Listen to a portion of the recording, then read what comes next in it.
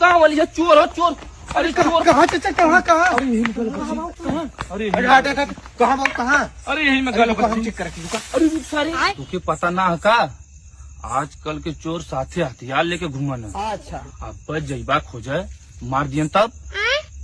हमरे दिमाग में एक आइडिया है, ऐसा करा सब जने मिल के चारों तरफ से धान काटे चालू करा, बीचे में चोर पक्का मिली। हाँ सही सही। रुक ले दता बहुत सही चाचा रुका। हाँ आजा अपने दता लेके आओ।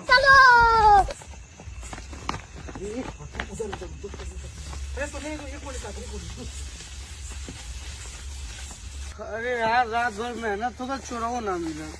हाँ यार ये तो सरवा चलेगा। अरे बाऊ चोरवा त ना मिलल हो। अरे सारे चोर कहाँ आयल रहल, ऊ तो हम अपन धनवा कटवाओ बदे ऐसे बोले रही। भैया एकदम मत